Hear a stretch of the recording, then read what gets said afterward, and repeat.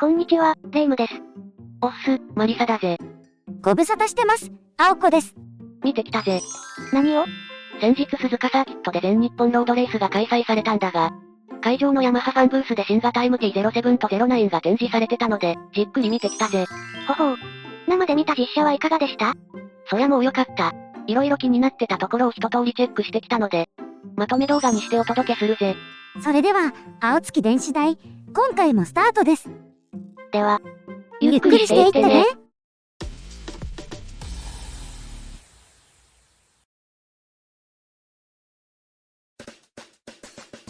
今回は実写の写真や動画が中心だぜ。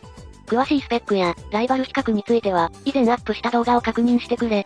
動画の最後にリンクを貼っておきますので、そちらからどうぞ。あと、実際に車両を見られた方で、意義ありって部分があったら、ぜひコメント欄でツッコミをお願いします。あと、展示車両には触れないでくださいだったので、またがりインプレッションや、引き起こし、マフラーサウンドなどはありません。このご時世だから仕方ない。その代わり、色々と眺め回してきたからな。今回の流れはこんな感じだ。1、MT-07、09、トレーザー9、みんなまとめて車両チェックだぜ。じゃ、始めるぜ。ホイール&タイヤ。見た目のインパクトはホイールが一番あったな。フロントマスクじゃないの？モノアイのフロントマスクは、画像で見慣れてたしな。車両を見た時のファーストインパクトは、スケスケホイールだったぜ。これ見てくれ。ふむふむ。薄くて、向こう側がよく見えますね。水抜き穴か肉抜き穴かわからないが、そこからホイールの内側が見えるんだけど、とにかく肉圧が薄いってことがよくわかる。これが、鋳造だけど単造並みの強度を持ちホイールを作れるヤマハ技術なんですね。ぜひ実写を見る機会があったら、覗き込んで確かめてほしいぜ。それに MT-07 のホイールは、スポーク立ち上がり部分が独特な形状だった。あ、この部分ですね。なんかデコボコしてます。あまり見かけない形状ですね。MT-09 のホイールにはないデコボコだ。確かに、スポークの間には何もありませんね。MT-07 と09は、ホイールサイズも同じ17インチだし、ブレーキ仕様も同じだし、このデコボコの意味は一体なんだろうな。機能的ななんかを感じますね。MT-07 のタイヤは、ミシュランのロード5だな。パターンがサイバーですね。それ、全然伝わらないぞ。で、MT-09 はブリヂストンの S22 だぜ。ちなみに展示車の MT-09 のタイヤは味見しましたって状態だった。味見じゃないですやん。きっちり端まで使ってますやん。試走した時のライダーの喜ぶ声が聞こえてきそうです。最近のタイヤは、トレッド面にもタイヤモデルの刻印があるんだな。だって、ほらこれ見て。へえ、確かに。そういえば、会場には新型 R7 もありましたよね。R7 と MT-07 は兄弟車ですから、タイヤ銘柄もスポーツツーリング向けのロード5なんですか？どっちだと思う？やっぱりロード5かな？いや、ブリヂストンの S22 に変わってたぜ。ほほう。R7 は MT-07 に比べて足回りは差別化されてるみたいだから、走りもかなり期待で似そうですね。主に違いはわからないだろうけどな。次はスイングアームだ。トレーサーと MT-07 はブラックアウトされてるが、MT-09 はアルミ素地のままだ。全体的にブラックでまとめられてる MT-09 の中で、カラーアクセントになってる。これはかっこいいですね。形も角材じゃないし、コスト優先みたいな雰囲気も感じにくい。ひねってあったり、凹みがあったり、湾曲してたり、凝ってますね。MT3 や R3 は角材形状ですけど。そこはコストやパワーの差だろうな。ハンドルホルダーのネジとかも全部真っ黒じゃなくて、メッキ加工されたネジだったり、おしゃれですね。きっと、デザインのワンポイントとして塗り分けてるんだろうな。このセンスはさすがヤマハ様だ。テール&リアフェンダー。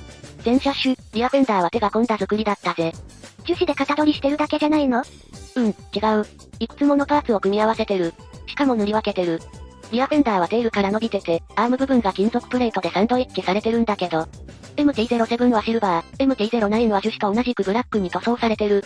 R7 は金属プレートのみだ。兄弟車だからって、同じじゃないんですね。で、フェンダーカバー部分は4本のネジ止めされてて、アームの根本には羽みたいなのが別パーツでついてる。この形状、立体感があっていいですね。MT-07 は、さらにテール形状も凝ってるぜ。これは、サイドバックは取り付け禁止ですね。駅マニ&マフラー。まずは MT-07 だ。駅マニの形状も独特だな。早めに集合させて、抜けよりトルクを稼ぐ形に変わってる。マスターオブトルク、ですからね。オイルフィルターも駅マニの横にあるから、フィルター交換もしやすそうだな。駅マニにオイルをぶっかける心配もないですね。こちらは MT-09 の駅マニだ。こちらもオイルフィルターは駅マニを避けるようについてますね。集合後の曲げ方がほぼ直角ですね。こうしてみると、集合後のパイプ径も、かなり太めだな。腹部分にぶっといのが一本通ってて、まるで小持ちししゃもです。なんだその例え。さすがに展示状態では錆はないけど、年数が経つと、経年変化で変色したり、錆びたりしそうだな。丸見えネイキッドだし、仕方ないですね。ぜひここは、チタンやステンでピカピカにしたいな。ちなみに EU サイトでは、オプションでアクラポビッチのステンマフラーがありましたよ。かっこよすぎるぜ。で、パイプ径がこんなに太くなってるのに、先代に比べ、最低地上高も5ミリ高くなってますよ。ちなみに先代の MT-09 はこんな感じだな。それにマフラーの太鼓部分はなくなってるから、立ちご消してもダメージはない新設設計ですね。それにしても、エンジン音が聞けなかったのが残念無念だな。フレーム。MT-07 のフレームは交換フレームだ。エンジンの造形もしっかり確認できる。あまり主張せず、控えめな感じですね。それに比べて、MT-09 のフレームはとにかく太い。ヘッドライトから続くラインは迫力がある。真横から見ると、フレームに太ももが当たる部分がちゃんと面取りがされてるし。さらに、見る角度を変えると、シートの絞りに合わせて、フレームも結構絞られてますね。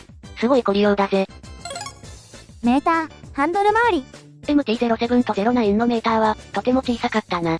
このサイズだと、ライディング時に視界に入らないから、めっちゃ見晴らしが良さそうだ。なんでわかるの？会場では試乗会があって、KTM のスーパーデューク R に乗った時に気づいたんだけど。ネイキッドはカウルがないから、軽い前傾姿勢でも視界に何も入らなくて、とても見晴らしが良かったんだよ。見晴らしならラリーもいいじゃないんですか？確かに、ラリーは大仏座りで視界は広いんだけど、でっかいウィンドシールドが目の前に鎮座してる。邪魔ってわけじゃないけど、視界には入ってくるからな。MT はライト機器は小さいし、メーターも小さいから、きっと目の前は風景しか見えない状態になるかなって。確かにそんな気もしますね。出かけりゃいいってこともないんですね。そうだな。あと気になったのは、MT-09 のメーターから伸びる配線だ。これですね。チューブじゃなくてテープ巻きなのが少しチープに見えた。それに、メーターのど真ん中からケーブルが出てるから、なんか妙に気になってな。メーター裏からを出したり、左右に逃したりして、あまり目につかないところが良かったな。あれ？どうした？キーシリンダーの位置も、よく見たら07と09で違ってるんですね。お、よく気づいた。MT-07 はメーターの向こうにシリンダーがあるんですね。微妙な位置ですね。この位置だと、正面から見た時にキーが頭に刺さってるように見えるだよな。それもデザインのうち、計算済み？ひょっとして、キーのデザインにもなんか仕掛けられたりしてな。キーはどこじゃ？今回は確認できなかったから、お買い上げして確認するしかないぜ。全体形状。前から見ると、タンク形状も特徴がありますね。ここにも絞りが効いてます。こうして見ると、MT-07 は絞ったり重ねたり、手が込んでいるデザインだな。それに、ライト位置が MT-09 より低いから、全体的なシルエットもよりかっこよく見える気がする。ストリートファイターって名前がよく似合いそうだ。MT-09 はいかがです？ MT-07 に比べたら、頭がボコッと出てる感じだな。MT-09 は7に比べてフロントフォークは立ち気味だしな。でもこれはこれで塊感が出てていいけどな。ブレーキ。MT-09 のフロントブレーキは日清製のラジアルマスターなんだが、ブレーキマスター用タンクがスモークになってるやつだ。確かに通常色より美味しそうに見えますね。まるで蜂蜜です。いや、そこじゃなくて、これ、トレーサー9の白いブレーキマスタータンクなんだけど、比べるとチープに見えるな。クリアでスモークになることで、同じフルードなのにこっちのが高級感が漂うぜ。もちろん、リアブレーキ用のタンクもスモークだぜ。タンクのダクト。MT にもトレーサーにもエアダクトがありますよね。おう。これってエアボックスに繋がってるの？いや、繋がってないみたいだったな。まずこれが MT-07 だ。塞がってるというか、何が向こう側にありますね。空気の通り道には見えないですね。で、これが MT-09。やっぱりダクトの奥は真っ暗ですね。フィンみたいなものが見えますけど。覗いただけじゃ繋がってるかはわからないな。しかし、こんなところにフィンがあっても仕方ないと思うんですが、何か意味があるのかな？どうだろうな。中の人に会う機会があったら、ぜひ聞いてみたいな。トレーサーは2段構えになってる。フロントから見て手前側は、ミニウィングレットみたいになってた。このフィンは意味がありそうですね。奥の方は、やっぱり真っ暗です。多分装飾だろうな。多分どれも、エアクリとは繋がってはないな。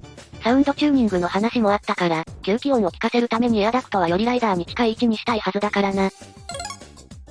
おまけですが、ロードレース世界選手権 WGP 参戦60周年を迎えた、記念カラーの YZF-R1 が展示されてました。これは、元 GP カタール GP で発表の60周年記念 YZR-M1 に続き、全日本ロードレースで展示されてるスペシャルカラー YZF-R1 だ。1980年にケニー・キング・ロバーツが走らせた YZR500 をモチーフとした、白ベースに赤のストロボラインカラーですね。かっけーな、おい。ライトもステッカーじゃないし、このまま市販できそうだぜ。ぜひ限定車でお願いします。ヤマハ様。でも主の一押しは、MT-09 だけどな。今回のヤマハの展示は、とっても楽しめましたね。何度も足を運んでかじりつくように見てたな。今回は見るだけでしたので、次回は試乗インプレですね。それともオーナーになって、実車レビュー？それは、またのお楽しみだ。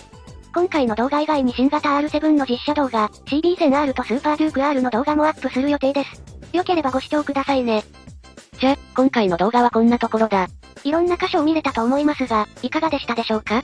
ぜひ購入時の参考にしてくださいね。じゃ、お次は青子のバイクニュースのコーナーだぜ。こんにちは、青子のバイクニュースのお時間です。今回は、バイクの車両保険についてのお話です。あれ、バイクに車両保険サービスってあったっけ？それがあるんですね。気になったのでちょっと紹介したいと思います。今回紹介する保険、みんなのバイク保険は、全損や盗難も保証対象、新車でも中古車でも加入可能な保険なんです。人身障害保険はありませんので、今の保険にプラスして加入する形です。ふむふむ。車両に装着されているパーツの損害も保証対象になります。保険金額を設定し、それに対する保険金を毎月支払うタイプですね。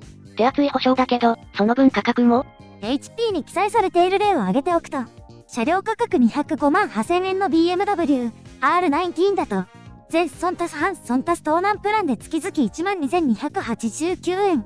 車両価格52万7040円設定の鈴木 GSR250R だと、全損足す半損足す盗難プランで毎月4256円です。